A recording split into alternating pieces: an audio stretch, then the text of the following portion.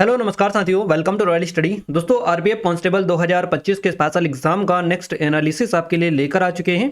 और आज 3 मार्च 2025 हम फर्स्ट शिफ्ट का जो एनालिसिस है बेसिकली कवर करेंगे। और गाइज, इस वीडियो में 100% ऑथेंटिक और रियल क्वेश्चंस जो आपके एग्जाम में पूछे गए वो हम यहाँ पर डिस्कस करने वाले हैं। तो आप सभी से रिक्वेस्ट है कि वीडियो को पूरा देखें, लास्ट तक देखें। और अगर आप चाहते हैं कि इन वीडियोस की प्रॉपर तरीके से आपको पीडीएफ भी मिल पाए ताकि आप अधिक तरीके से अच्छे तरीके से रिवाइज कर पाए हर एक चीज़ों को, तो आपको टेलीग्राम चैनल ग्रुप को ज्वाइन कर लेना है, साथ ही एप्लीकेशन को डाउनलोड कर लेना है। एप्लीकेशन को डाउनलोड करने के बाद में स्टडी मटेरियल में आपको जो है पीडीएफ मिल जाएगी। हमने जो भी पीडीएफ थी सबसे पहले वाली अपडेट कर दी है और बाकी वाली जो पीडीएफ है वो भी जल्द अपडेट करवा दी जाएगी, है ना। तो आप टेलीग्राम को भी ज्वाइन करके रखिएगा क्योंकि जो भी अपडेट होता है वो हम सबसे पहले टेलीग्राम पर ही अपडेट करते हैं। तो आइए स्टार्ट करते हैं। और आपका एग्जाम आगे आने वाले दिनों में है, तो आप डिस्क्रिप्शन में जो पहली लिंक मिलेगी वहां पर जाकर इस गूगल फॉर्म को फिल करके हमें बता सकते हैं कि आपका एग्जाम किस दिन किस शिफ्ट में है, ताकि हम आपकी और ज़्यादा से ज़्यादा मदद कर पाएं, है ना। तो चलिए स्टार्ट करते हैं आज के हमारे फर्स्ट क्वेश्चन से। जीके जीएस का पहला प्रश्न आपका निकल कर आ रहा है आज का। भारत में हरित क्रांति का जो जनक है ये किसे कहा जाता है? मोस्ट इंपोर्टेंट क्वेश्चन है और मल्टीपल टाइम ये क्वेश्चन जो आपके एग्जाम में रिपीट हो चुका है। अभी हाल ही में एसएससी जीडी की जो एग्जाम है इसमें भी ये क्वेश्चन सेम टू सेम पूछा गया था। क्लियर है? तो भारत में हरित क्रांति के जो जनक है इनका नाम है MS Swaminathan. Doctor MS Swaminathan के नाम से इनको जाना जाता है और इनका पूरा नाम है मनकोम्बु सनसिवन स्वामीनाथन, है ना। इनको भारत में हरित क्रांति का जनक कहा जाता है। बात करें हरित क्रांति की तो ये 1966 में शुरू की गई थी हरित क्रांति, और नॉर्मन बोरलॉग जो थे इनके दिमाग की उपज थी ये। भारत में इसे स्वामीनाथन जो थे एमएस स्वामीनाथन इन्होंने सफल बनाया था और डॉक्टर एमएस स्वामीनाथन को भारत में हरित क्रांति के जनक के रूप में जाना जाता है। इसके अलावा एक और क्वेश्चन बनता है कि जो हरित क्रांति शब्द है ये किसके द्वारा बेसिकली दिया गया? तो डॉक्टर विलियम गीडे ने इसको दिया है। हरित क्रांति की उपलब्धियां जो है ये क्या है? तो अनाज उत्पादन, खास करके गेहूं की जो फसल है इसमें वृद्धि इसका टारगेट है, मुख्य लक्ष्य था हरित क्रांति का। गेहूं और चावल की फसल के लिए स्पेशली इसको जो है उस टाइम पर किया गया था इसके लिए। तो डॉक्टर एमएस स्वामीनाथन की अध्यक्षता में 2004 में किसानों पर एक राष्ट्रीय आयोग की नियुक्ति की गई थी, जिसमें अन्य बातों के साथ साथ कृषि नवीकरण कार्य जो योजना है ARAP का सुझाव दिया गया था। तो भारत में डॉक्टर एमएस स्वामीनाथन को हरित क्रांति के पिता के रूप में जाना जाता है। आप याद रखिएगा, विलियम एस गॉड हरित क्रांति शब्द का प्रयोग करने वाले पहले व्यक्ति थे और वे United States Agency for International Development USAID के प्रशासक भी थे, आपको याद रखना है। देखिए, कुछ और भी क्रांतियां हैं इंपॉर्टेंट लेवल की जिनसे रिलेटेड आपको हर एक चीज पता होनी चाहिए। जैसे कि हरित क्रांति की बात करें तो खाद्यान्न उत्पादन से रिलेटेड है, श्वेत क्रांति दूध उत्पादन से रिलेटेड है, वहीं लाल क्रांति जो है टमाटर और मांस के उत्पादन से संबंधित है, नीली क्रांति मछली उत्पादन से संबंधित है, साथ ही पीली क्रांति जो है तेल बीज उत्पादन से रिलेटेड है ना। इसके अलावा यहाँ पर जो भूरी क्रांति है ये चमड़ा कोको उद्योग से रिलेटेड है, काली क्रांति पेट्रोलियम उत्पादन से रिलेटेड है और गुलाबी क्रांति प्याज और उत्पादन से संबंधित है। गोल्डन जो फाइबर क्रांति है जूट उत्पादन के लिए स्पेशली है और गोल क्रांति आलू उत्पादन से संबंधित है। तो इन सभी क्रांतियों को स्पेशली याद रखिएगा, आगे आने वाले दिनों में आपकी एग्जाम में क्वेश्चन यहाँ से जरूर से बनेगा। गाइज, ये हमारी आरपीएफ कांस्टेबल के स्पेशल टेस्ट सीरीज है जो कि लेटेस्ट पैटर्न पर बेस्ड है पूरी की पूरी। सिर्फ 49 रुपीज़ की प्राइस पर अभी आपको मिल जाएगी। तो लिमिटेड टाइम है, अगर अभी तक आपने रोल नहीं किया है तो बेस्ट चांस है, बेस्ट अपॉर्चुनिटी आप सभी लोगों के लिए। डेमो चेकआउट जरूर कर लीजिएगा, डिस्क्रिप्शन में लिंक आपको मिल जाएगी। ये नंबर है, कोई डाउट है कुछ क्वेरीज है तो आप हमें डायरेक्टली कॉन्टैक्ट भी कर सकते हैं। क्लियर है? पूरा का पूरा लेटेस्ट पैटर्न पर बेस्ड है, करीबन 700 से 800 समथिंग यहाँ पर कंटेंट आपको मिलेगा, जिसमें आपको स्टडी मटेरियल पीडीएफ नोट्स के साथ साथ टेस्ट वगैरह सब कुछ चीज़ें मिल जाएंगी। तो यहाँ से आप अपनी तैयारी को नेक्स्ट लेवल पर लेकर जा सकते हैं। एक बार डेमो भी चेकआउट कर सकते हैं, डिस्क्रिप्शन में आपको लिंक मिल जाएगी। इसके अलावा गाइज, हमारी आरपीएफ कांस्टेबल की आपको ऑलरेडी बताई दी है, हमारी RRB NTPC, RRB group D, SSC CGL, SSC CHSL और एसएससी एमटीएस के अलावा मध्य प्रदेश की जो एग्जाम है, मध्य प्रदेश पुलिस आरक्षक, आबकारी आरक्षक, साथ ही जेल प्रहरी, फॉरेस्ट गार्ड, इसके अलावा ग्रुप 4 वगैरह, तो इन सभी के लिए बेस्ट से बेस्ट टेस्ट सीरीज अवेलेबल है जो कि लेटेस्ट पैटर्न पर बेस्ड है। इन सभी के लिंक डिस्क्रिप्शन में दे रखी है, आपको जाकर चेकआउट कर सकते हैं। और ये जो आरपीएफ वाली कांस्टेबल वाली टेस्ट सीरीज थी ना 79 रुपीज़ में मिल रही थी और अब सिर्फ आपको 49 रुपीज़ पे दी जा रही है। तो लिमिटेड टाइम के लिए है, जल्द ही ये जो है ऑफर समाप्त हो जाएगा। तो बेस्ट डिस्काउंट अगर आप चाहते हो तो अभी आप इसमें इनरोल कर सकते हैं। चलिए नेक्स्ट क्वेश्चन की ओर आगे बढ़ते हैं। हम अगला क्वेश्चन हमारा निकल कर आ रहा है। क्वेश्चन है हमारा, कुंभ मेला यूनेस्को की जो अमूर्त सांस्कृतिक विरासत सूची है इसमें कब शामिल किया गया था? तो सन 2017 में इसको शामिल किया गया यूनेस्को में। कुंभ मेला को यूनेस्को की अमूर्त सांस्कृतिक विरासत सूची 2017 में शामिल किया गया था। कुंभ मेले को व्यापक रूप से 4 स्थानों पर आयोजित होने वाले मेलों के रूप में पहचाना जाता है। और हरिद्वार जो कुंभ मेला है ये, इसके अलावा इलाहाबाद कुंभ मेला, नासिक जिसको त्र्यंबकेश्वर सिंगस्त के नाम से जाना जाता है, और एक आपका है उज्जैन सिंगस्त। तो ये 4 मेलों के रूप में इसको पहचाना जाता है, कुंभ मेलों को व्यापक रूप से हरिद्वार, इलाहाबाद, नासिक और उज्जैन। त्रिवेणी संगम की अगर अपन बात करें, 3 नदियों के मिलन बिंदु को त्रिवेणी संगम कहा जाता है। यहाँ पर गंगा, यमुना और प्रयाग, इलाहाबाद में पौराणिक सरस्वती जो नदी है ये मिलती है। और हर 12 वर्ष में प्राचीन काल से कुंभ जो मेला है यहाँ पर आयोजित किया जाता है। नेक्स्ट जो क्वेश्चन पूछा गया है ये बना है आपका कि भारत के पहले प्रधानमंत्री कौन थे? तो जवाहरलाल नेहरू करेक्ट आंसर हो जाएगा। जवाहरलाल नेहरू जो है भारत के पहले प्रधानमंत्री थे। इनका जो जन्म हुआ 14 नवंबर को हुआ 1889 में ब्रिटिश भारत में हुआ था। मोतीलाल नेहरू और स्वरूप रानी नेहरू के पुत्र थे ये जवाहरलाल नेहरू। जिस दिन भारत ने स्वतंत्रता प्राप्त की थी ना 15 अगस्त 1947 को, उस टाइम पर भारत के पहले प्रधानमंत्री ये बने थे जवाहरलाल नेहरू। और भारतीय राष्ट्रीय कांग्रेस पार्टी के प्रमुख नेता भी थे ये। अपनी मृत्यु तक सबसे लंबे समय तक प्रधानमंत्री बने रहे पंडित नेहरू। और 1964 में दिल का दौरा पड़ने से इनकी मृत्यु हो गई थी। उनकी मृत्यु के बाद में लाल बहादुर शास्त्री जो थे भारत के प्रधानमंत्री बने थे, है ना। तो ये सारी चीजें आपको सीरियल से याद होनी चाहिए। पूर्ण स्वराज जो है ये जवाहरलाल नेहरू के प्रसिद्ध नारों में से एक था। भारत की पहली महिला प्रधानमंत्री अगर पूछा जाए तो इंदिरा गांधी हो जाएगी। और भारत के पहले राष्ट्रपति थे डॉक्टर राजेंद्र प्रसाद। और पहली राष्ट्रपति महिला कौन थी, है ना, भारत की पहली महिला राष्ट्रपति, तो इनका नाम है प्रतिभा देवी सिंह पाटिल, याद रखिएगा। अगला क्वेश्चन है हमारा, कच्चे फलों को पकाने के लिए कौन सी गैस का इस्तेमाल किया जाता है? तो फलों को पकाने के लिए जो गैस यूज होती है इसका नाम एथिलीन गैस है, C2H4 इसका फॉर्मूला है। कच्चे फलों को पकाने के लिए एथिलीन गैस का यूज होता है, आपको याद रखना है। एथिलीन एक प्राकृतिक पादप हार्मोन्स गैस है और ये फलों में पाए जाने वाला एक हार्मोन है जो पकाने की प्रक्रिया को नियंत्रित करता है, कंट्रोल करता है। एथिलीन जो गैस है इसको फल पकाने का तरीका अगर बात आपको थोड़ा सा अगर चीज़ें पता हो तो आप और अच्छे से इसको अटेम्प्ट कर पाएंगे। देखिए छोटे छोटे चेंबर वाले कोल्ड स्टोरेज में फलों को रखा जाता है और इस चेंबर में एथिलीन गैस छोड़ दी जाती है। इससे जो फल है ये पकने लगते हैं, है ना। तो इस तरह से जो है फलों को पकाया जाता है। नेक्स्ट जो क्वेश्चन बना है ये आपका ओडिशा से बना है। ओडिशा की जो भगवान जगन्नाथ रथ यात्रा है इससे रिलेटेड क्वेश्चन बना है कि जो जगन्नाथ यात्रा है ये किस माह में मनाई जाती है? तो आषाढ़ महीने आपका करेक्ट आंसर हो जाएगा। हिंदू महीने आपको दे रखे थे, हिंदू कैलेंडर के जो महीने हैं इसे आषाढ़ माह आपका यहाँ से करेक्ट आंसर रहेगा। ओडिशा की जगन्नाथ रथ यात्रा हर साल आषाढ़ महीने के शुक्ल पक्ष में की जो द्वितीया होती है ना, इस दिन मनाया जाता है, इस दिन से शुरू होती है। और यह प्रसिद्ध विश्व प्रसिद्ध त्योहार है। इसमें भगवान जगन्नाथ, बलराम और सुभद्रा रथ पर सवार होकर नगर की सैर करते हैं। और इस यात्रा की जो तैयारियां है ये अक्षय तृतीया के दिन से ही शुरू हो जाती है। और इस यात्रा का समापन कब होता है? शुक्ल पक्ष में 11वें दिन होता है। और इस दौरान भगवान जगन्नाथ नगर भ्रमण करते हैं और उनके भक्तों को अपने दर्शन देते हैं। इस तरह की चीजें इसमें होती है। तो ये इसके दौरान जो पूरी शहर है ये इसमें माहौल जो रहता है भक्ति में रहता है। इस तरह की चीजें आपको याद रखना है।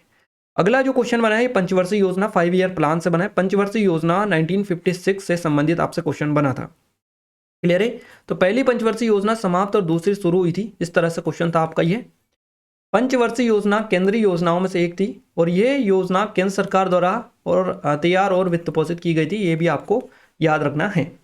इन्हें जो है 1951 में शुरू किया गया था। पहला पंचवर्षीय योजना में 1951 से 56 के वर्षों को शामिल किया गया था, है ना। तो 1951 से 56 तक ये चली थी पहली पंचवर्षीय योजना। और 1966 से 69, 1978 से 80, 1991 से 92 के दौरान पंचवर्षीय योजनाओं में 3 विराम थे। द्वितीय पंचवर्षीय योजना की बात करें तो ये 1956 से 61 तक चली थी। द्वितीय पंचवर्षीय योजना जो है महाल नोबिस जो मॉडल था इस पर आधारित थी। पहली पंचवर्षीय योजना थी हेरोड डोमर मॉडल पर आधारित, याद रखना है।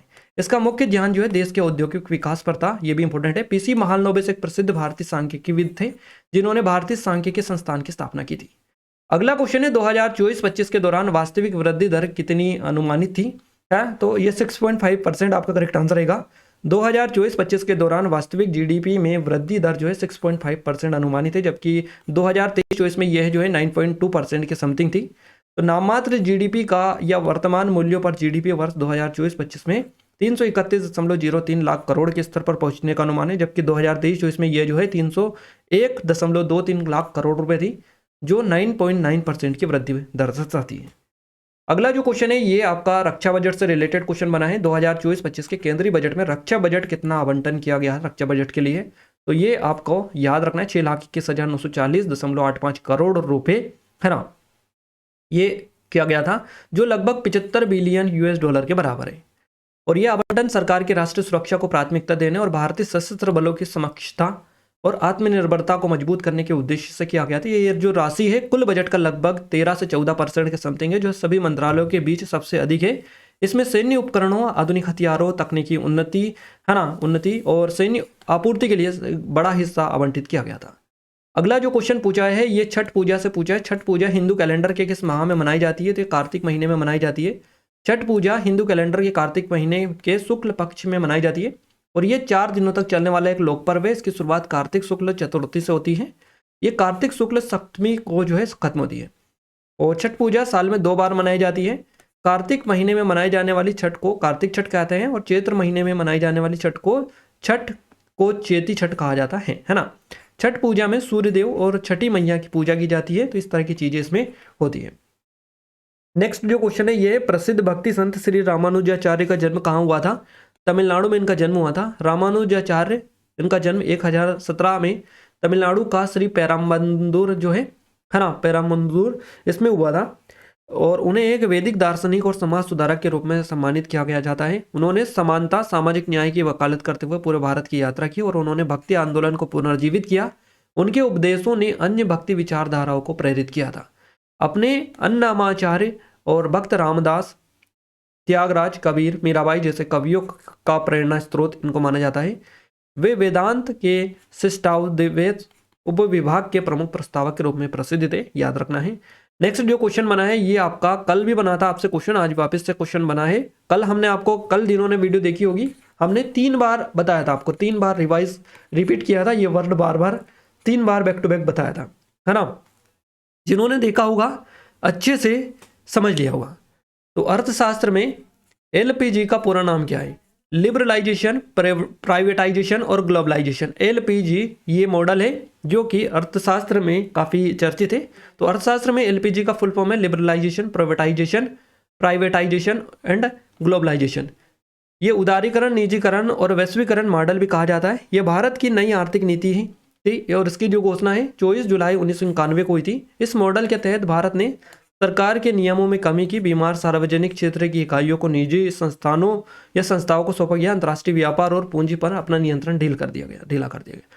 अगला क्वेश्चन है मौलिक अधिकार संविधान के किस भाग में निहित है? तो भाग 3 करेक्ट आंसर आएगा। भाग 3 जो है भारतीय संविधान का भाग 3, यह भारतीय संविधान द्वारा प्रदत्त मौलिक अधिकारों से संबंधित है।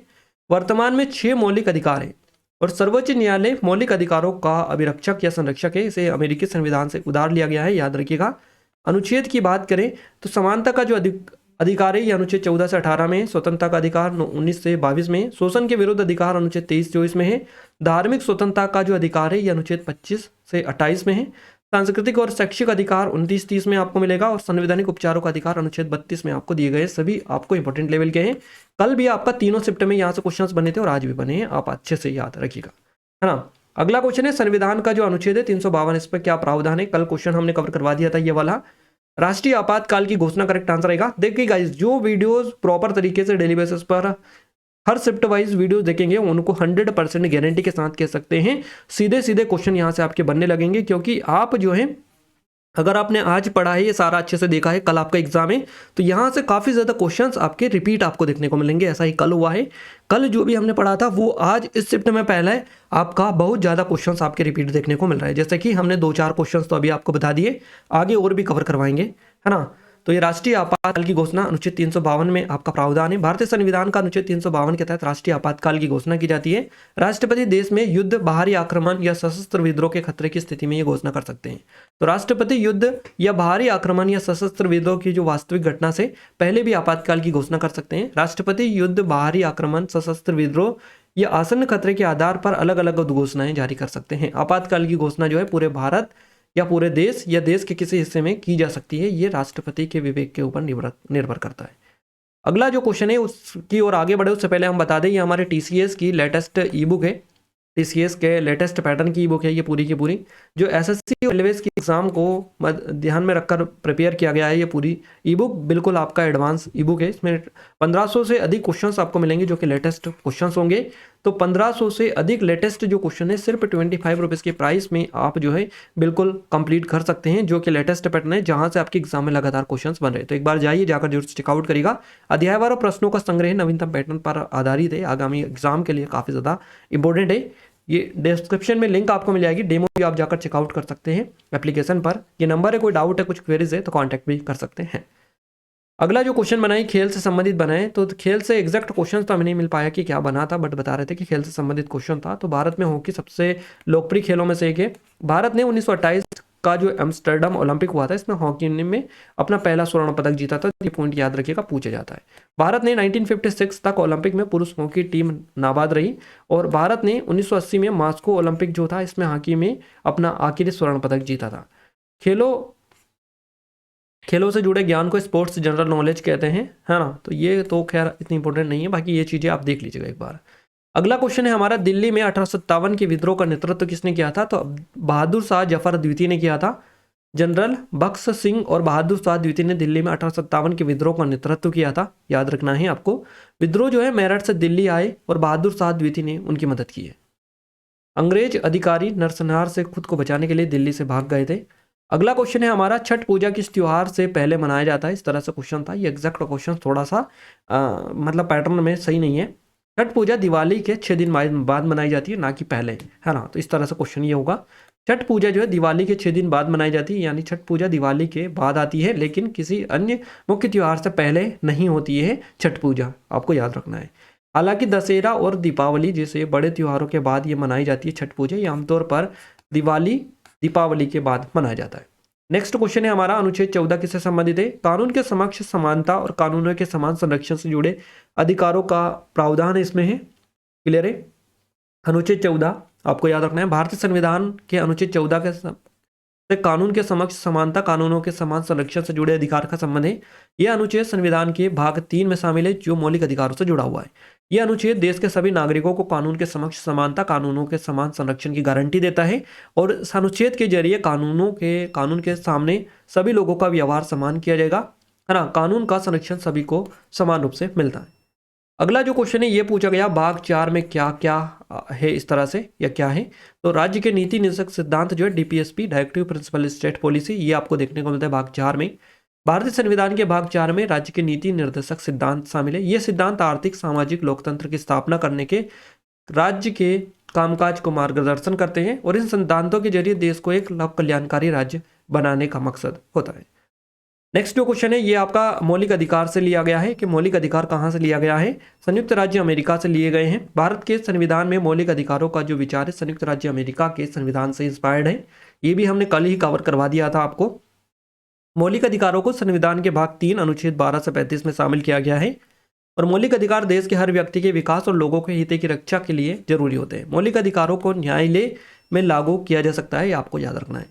नेक्स्ट जो क्वेश्चन बनाए, 1857 के विद्रोह के समय भारत का गवर्नर जनरल कौन था? लॉर्ड, देखिए इनका नाम है चार्ल्स जॉन कैनिंग, है ना। ये था उस टाइम पर गवर्नर जनरल 1857 में। 1857 के विद्रोह के दौरान लॉर्ड कैनिंग जो था ये भारत का गवर्नर जनरल था। 1856 से 1860 तक ये रहा था। 1858 में भारत के पहले वाइसराय ये बना था लॉर्ड, है ना, जॉन कैनिंग या लॉर्ड चार्ल्स कैनिंग या लॉर्ड कैनिंग इसको कहा जाता है। तो उन्हें विस्काउंट कैनिंग के नाम से भी जाना जाता है। और भारत, कलकत्ता, मद्रास, बॉम्बे में 3 आधुनिक विश्वविद्यालयों की स्थापना इन्होंने की थी। उनके प्रशासन के दौरान ड्राफ्टिंग ऑफ लेफ्स को वापस ले लिया गया था, और क्लेमेंसी कैनिन भी इनको कहा जाता है। पोर्टफोलियो प्रणाली भी उन्होंने शुरू की थी।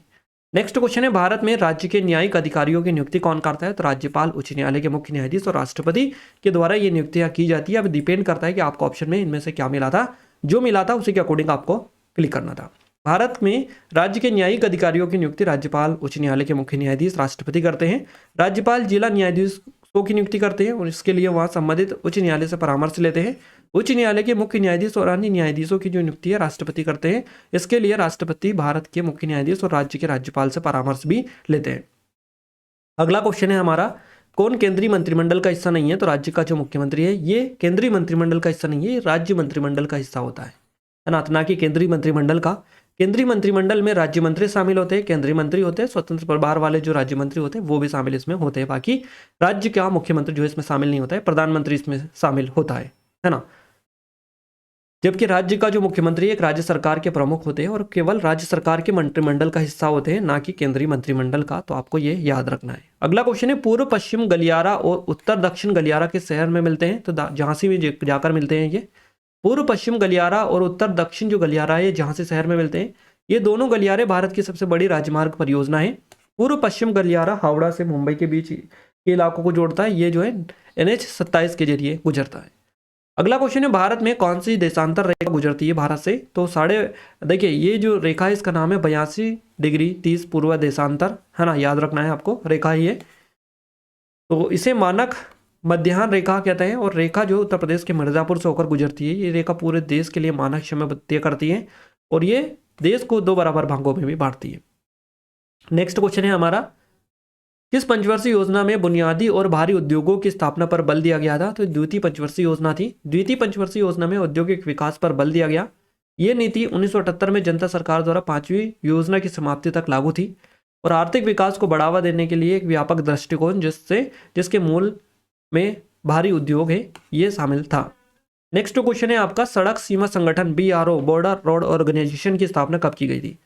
तो 1960 करेक्ट आंसर रहेगा। सीमा सड़क संगठन की स्थापना 7 मई 1960 को हुई थी, जिसके अध्यक्ष थे प्रधानमंत्री जवाहरलाल नेहरू, है ना। सीमा सड़क के महानिदेशक एक लेफ्टिनेंट जनरल BRO के प्रभारी होते हैं। भारत के सीमावर्ती क्षेत्रों की सेवा करने वाली सड़कों का रखरखाव सीमा संगठन जो होता है, सीमा सड़क संगठन BRO, इसके द्वारा किया जाता है। 38वें राष्ट्रीय खेल किस राज्य में आयोजित हुए थे? तो उत्तराखंड करेक्ट आंसर रहेगा। 38वें राष्ट्रीय खेल जो है ये उत्तराखंड में आयोजित हुए थे। ये खेल 28 जनवरी से 14 फरवरी 2025 के बीच आयोजित किए गए थे। इन खेलों का आयोजन 7 जिलों के 17 शहरों में किया गया था।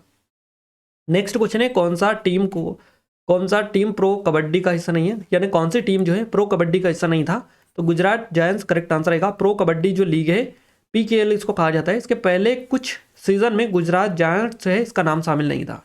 ये जो टीम है PKL प्रो कबड्डी लीग, अगर अपन बात करें तो सीजन 5 था इसका 2017 में, हाँ, इसमें शामिल हुई थी कौन सी?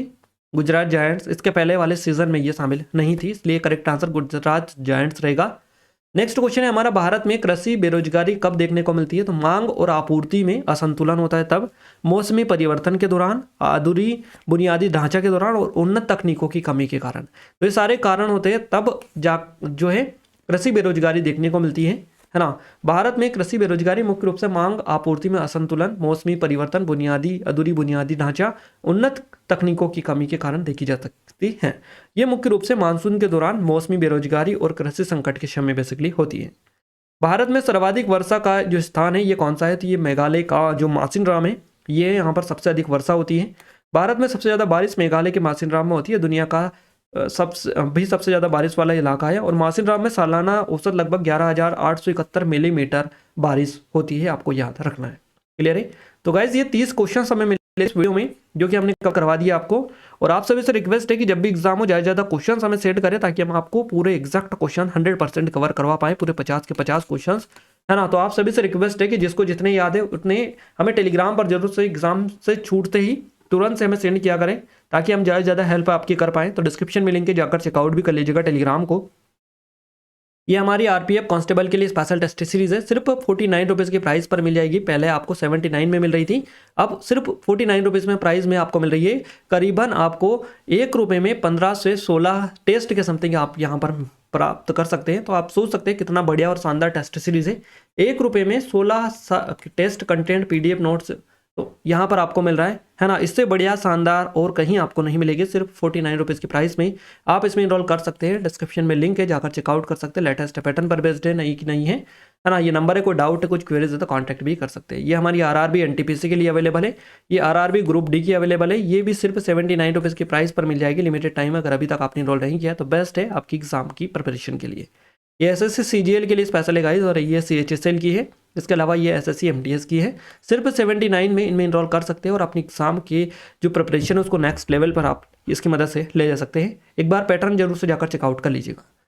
क्लियर है? ये मध्य प्रदेश एग्जाम के लिए स्पेशल है, इनकी भी लिंक डिस्क्रिप्शन में आपको मिल जाएगी, जाकर जरूर से चेकआउट कर लीजिएगा। क्लियर है? और ये हमारी स्पेशल ई-बुक है GK की, जो कि 25 रुपीज़ में 1500 से अधिक क्वेश्चन यहाँ से आप प्रिपेयर कर सकते हैं, जो कि लेटेस्ट पैटर्न के आपको यहाँ पर पूरे क्वेश्चन मिल जाएंगे। अब हम बात करते हैं मैथ्स और रीजनिंग की। तो गाइस मैथ्स में अगर अपन बात करें, नंबर सिस्टम से 3 क्वेश्चन बने हैं।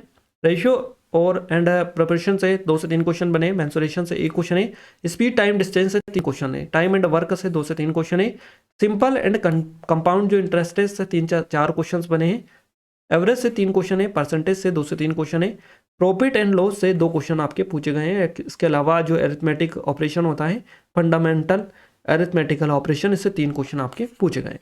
अगर अपन बात करें रीजनिंग में तो एनालॉजी से 2 क्वेश्चन बने, क्लासिफिकेशन से 2 क्वेश्चन है, सीरीज से 5 क्वेश्चन थे, कोडिंग डिकोडिंग से 3 से 4 question, puzzle and sitting arrangement से 2 क्वेश्चन है, ब्लड रिलेशन से 1 क्वेश्चन है, डायरेक्शन एंड डिस्टेंस से क्वेश्चन नहीं था, रैंकिंग ऑर्डर एंड रैंकिंग से 2 क्वेश्चन थे आपके, सिलोज में से 2 क्वेश्चन है, मैथमेटिकल ऑपरेशन 3 से 4 क्वेश्चन है, नंबर सीरीज और अल्फाबेटिकल जो सीरीज है इससे 2 क्वेश्चन था, डिसीजन मेकिंग से 2 से 3 क्वेश्चन आपके पूछे गए, मिरर इमेज से वाटर इमेज से 1 क्वेश्चन था, पेपर कटिंग और पेपर फोल्डिंग से 1 क्वेश्चन था, एम्बेड फिगर से आपका 1 क्वेश्चन पूछा गया था। तो इस तरह से आपके मैथ्स और रीजनिंग में भी टॉपिक जो पूछे थे वो हमने पूरे कवर करवा दिए, यहाँ तक कि जीके का पूरा कवर करवा दिया, जो एग्जैक्ट पैटर्न आपके एग्जाम में पूछा गया था।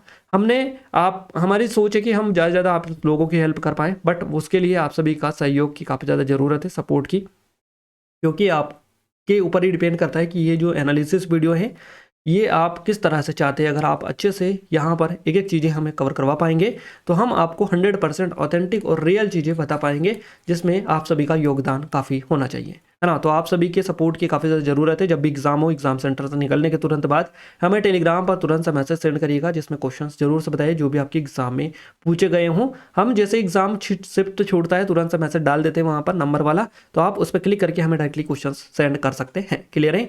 ये हमारी आरपीएफ कांस्टेबल की सिर्फ 49 रुपीज़ के प्राइस में मिल जाएगी। टेस्ट सीरीज आपको पहले 79 की थी, अब सिर्फ 49 में मिल रही है। लिमिटेड टाइम है, अगर अभी तक इंस्टॉल नहीं किया तो बेस्ट है आपके लिए, एक बार जाकर जरूर से विजिट कर लीजिएगा। ये बाकी और भी अवेलेबल है, इनकी लिंक डिस्क्रिप्शन में दी गई है, जाकर चेकआउट कर सकते हैं आप। इन वीडियोस की पीडीएफ के लिए गाइस एप्लीकेशन को डाउनलोड कर लीजिएगा, टेलीग्राम चैनल ग्रुप को ज्वाइन कर लीजिएगा, जिनकी लिंक आपको वीडियो के डिस्क्रिप्शन में मिल जाएगी। और अगर अभी तक आपने चैनल को सब्सक्राइब नहीं किया गाइस तो चैनल को सब्सक्राइब करके बेल आइकन को ऑल पर सेलेक्ट कर दीजिएगा, ताकि जो भी नया वीडियो आए सबसे पहले आप सभी के पास में पहुंच पाए। तो मिलते हैं हमारे नेक्स्ट स्टडी वीडियो में, तब तक के लिए जय हिंद, वंदे मातरम।